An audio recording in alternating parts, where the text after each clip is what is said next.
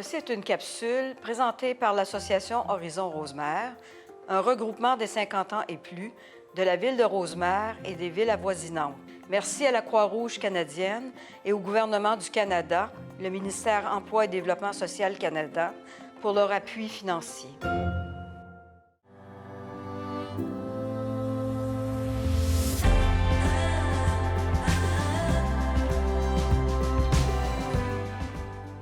L'Association Horizon Rosemère est un regroupement pour les 50 ans et plus de la ville de Rosemère et des environs. Et j'ai avec moi aujourd'hui Carole Gingras, vice-présidente de l'association. Madame Gingras, merci d'être avec nous aujourd'hui. C'est un grand plaisir d'être parmi vous. Alors, comme mentionné dans l'introduction, Association Horizon Rosemère qui regroupe les 50 ans et plus de Rosemère et des environs. Mais qu'est-ce que cette association? Alors, c'est un regroupement d'hommes et de femmes de 50 ans et plus. Alors, on a de tous les âges et qui habitent soit Rosemère, donc principalement, mais on a des membres amis qui viennent des municipalités avoisinantes, que ce soit Sainte-Thérèse, Blainville, que ce soit Terrebonne, Laval, Saint-Eustache, etc.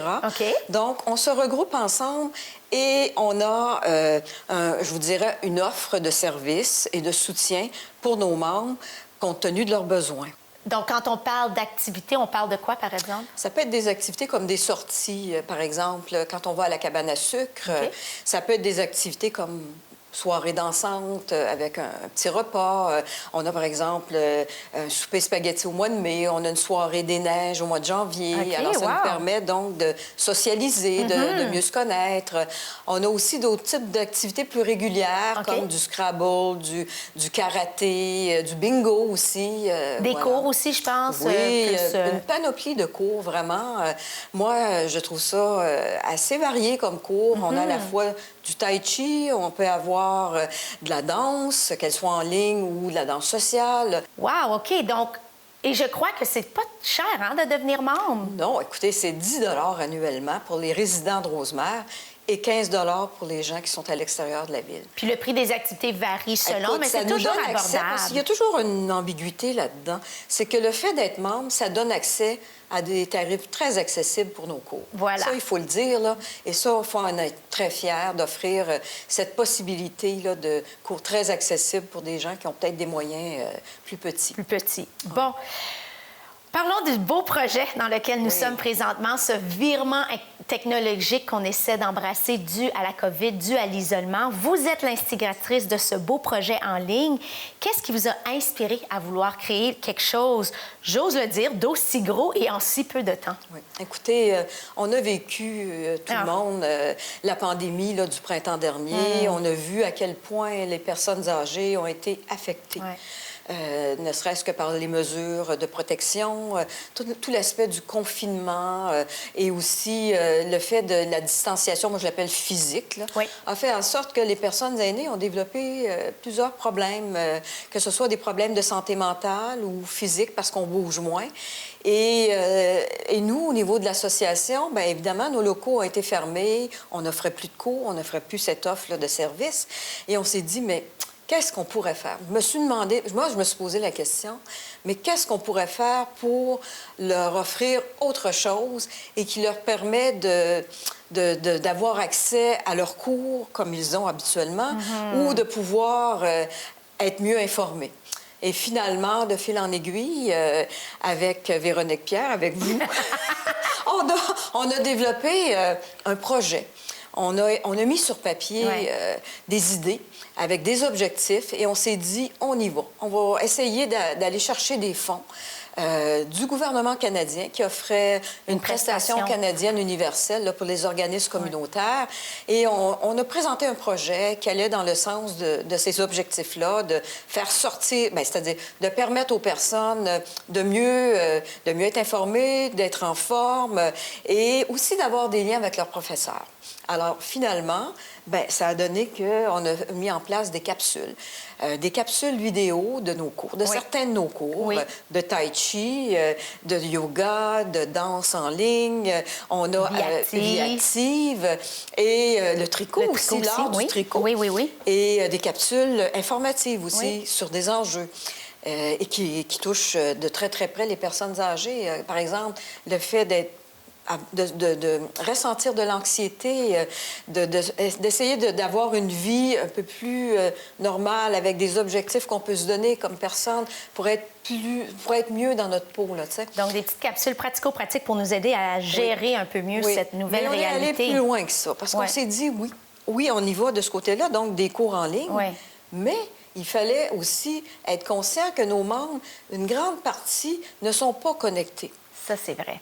Et là, on s'est dit, mais qu'est-ce qu'on peut faire pour aller chercher leur intérêt et les soutenir dans une offre technologique?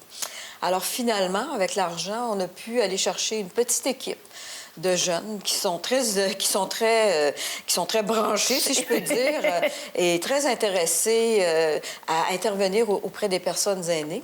Et on a finalement offert à nos membres cette possibilité d'avoir un soutien à la maison ou, en tout cas, à la bibliothèque, mais là, la bibliothèque, elle est fermée. Donc, un programme d'aide à domicile pour ceux qui nous voient à la maison qui est disponible jusqu'au 30 novembre, mais je pense que l'application se termine le 16 octobre. Donc, si vous voyez ça, il faut nous le dire, il faut nous contacter. Oui, exactement, parce que c'est la seule façon où on peut savoir si les gens veulent ou pas. Vous connaissez des aînés qui n'ont pas justement Facebook, n'ont pas accès à cette information, donc contacter le courriel, ce serait... C'est association HR... Pour Horizon Rosemère. Donc, association au singulier, HR... Tout ensemble, @hotmail.com. Parfait. Donc, on voit qu'il y a une nécessité. Il peut y avoir de la résistance chez les personnes du troisième âge face à ça, mais il y a une nécessité d'embrasser ce tournant. Il y a une nécessité parce que notre société actuellement, elle est tournée vers la technologie. Et ça n'ira pas en diminuant, ça va en augmentant. Et on a vu avec le printemps dernier, avec le contexte de la pandémie, des gens donc confinés à la maison, des personnes âgées, qui devaient se débrouiller tant bien que mal, soit pour faire l'épicerie en ligne ou avoir quelqu'un, mais c'est pas toujours le cas. En effet. Soit aller faire des virements bancaires, mais quand tu peux pas sortir de chez vous et que tu n'as peut-être pas quelqu'un pour le faire, bien, ça pose un dilemme. Alors, ces deux exemples, je trouve, du quotidien, là, qui sont assez parlants. Et nous, on s'est dit, il faut que les personnes d'un âge plus avancé qui n'ont pas été éduquées dans le cadre de la technologie, qui sont pas là-dedans et qui ont peur de ça, on a à les rassurer, à aller chercher leur intérêt, mais à répondre aussi à leurs questions. Toute une mission, toute une mission. Bravo, Mme Gingras, pour cette initiative.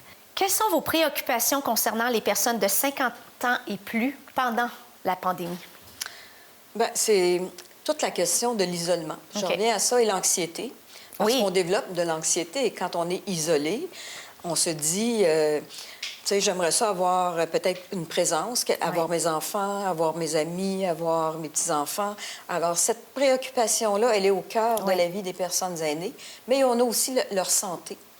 La santé, c'est-à-dire, il y a des personnes qui sont malades, mais pas suffisamment, je dirais, pour être en centre d'hébergement. Pour être pris en main par le système. Oui, en exactement. effet. Alors, ces personnes-là, à un moment donné, prennent des pilules et des fois, il peut y avoir des erreurs. On mixe les médicaments et ça fait toutes sortes d'effets.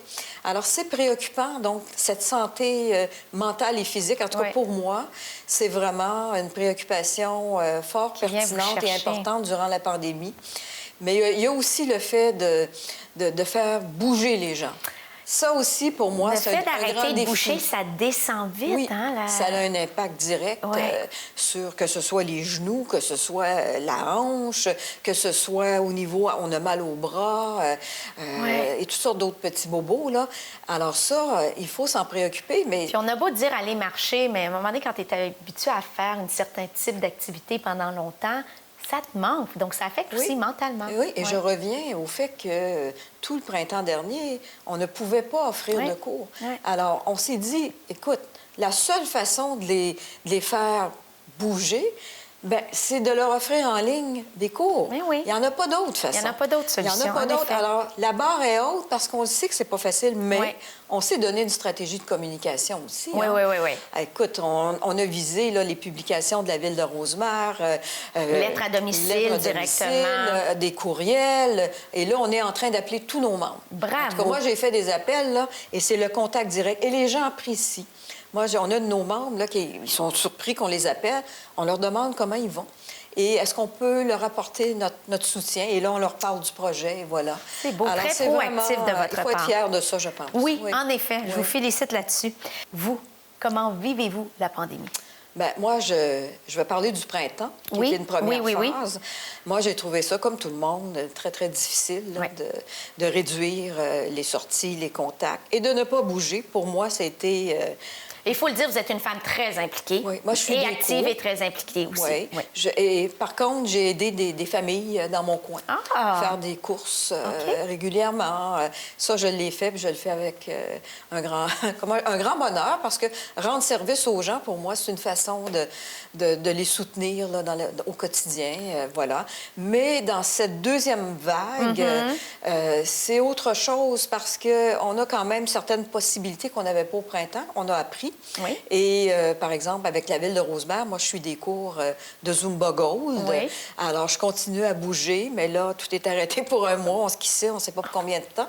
Mais je pense qu'on se tourne vers le virtuel. Il n'y a pas d'autre façon. Il n'y a pas d'autre façon. Et on marche. Et moi, je marche.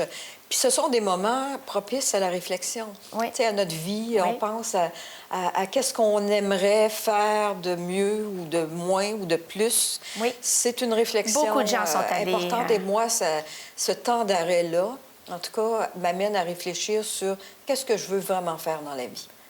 Très beau. Beaucoup de gens sont allés en introspection. Mais pour moi, ce qui est clair, c'est l'implication, pour moi, elle est au cœur de ma vie.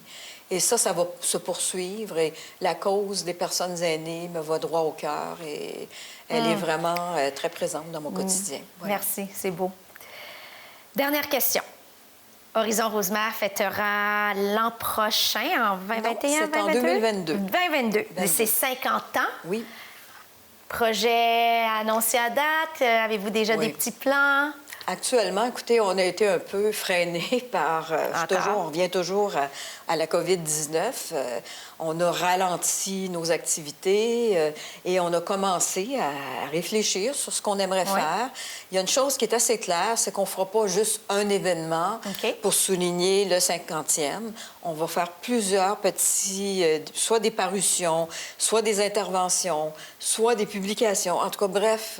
On va essayer de faire quelque chose de différent pour rendre hommage. Mais encore là, ça ne doit pas être facile. Là, en 2022, on se dit peut-être ça va être fini, peut-être ça ne sera pas fini la pandémie. Exactement. Donc, je suppose que vous avez un plan A, plan B. Bien, actuellement, on est en discussion. On réfléchit sur ce qu'on veut faire. Je ne peux rien vous annoncer parce qu'il est trop tôt. C'est ça. Probablement que s'il n'y avait pas eu la COVID, je serais en mesure d'annoncer, mais ce n'est pas le cas. On y travaille et on va essayer de concrétiser le mieux possible des projets qui sortent un peu de l'ordinaire, je dirais, pour frapper l'imaginaire, pour rendre hommage aux personnes qui ont bâti cette belle organisation qui est l'Association Horizon Rosemère. Je pense que ces personnes-là méritent toute notre attention. Voilà. Merci beaucoup, Mme Gingras, de cette belle entrevue. Ça m'a fait plaisir. Et à la maison, je vous rappelle, vous pouvez toujours essayer de contacter l'association au courriel que vous voyez présentement à l'écran. Et je vous encourage, vous, gens de 50 ans et plus, ou si vous êtes plus jeune et tombé sur cette entrevue, invitez vos parents, grands-parents aussi à joindre l'association Horizon Rosemère. Est-ce que je peux faire un petit ajout, si vous me Allez-y! permettez? Je vous dirais qu'on a mis beaucoup d'énergie et beaucoup, je dirais, bon, il y a l'énergie, là, les interventions multiples et tout ça, mais il y a beaucoup de fierté dans ce que l'on fait. Et tout ce projet-là de capsules vidéo, de cours et d'informations, écoutez, j'espère que les gens, quand ils vont les visionner, vont sentir cette fierté que l'on a mis dans ces capsules. Je nous le souhaite. J'en suis certaine. Vraiment un très beau projet. Merci. Merci à la maison. Ceci est une capsule présentée par l'Association Horizon Rosemère, un regroupement des 50 ans et plus de la ville de Rosemère et des villes avoisinantes. Merci à la Croix-Rouge canadienne et au gouvernement du Canada, le ministère Emploi et Développement social Canada, pour leur appui financier.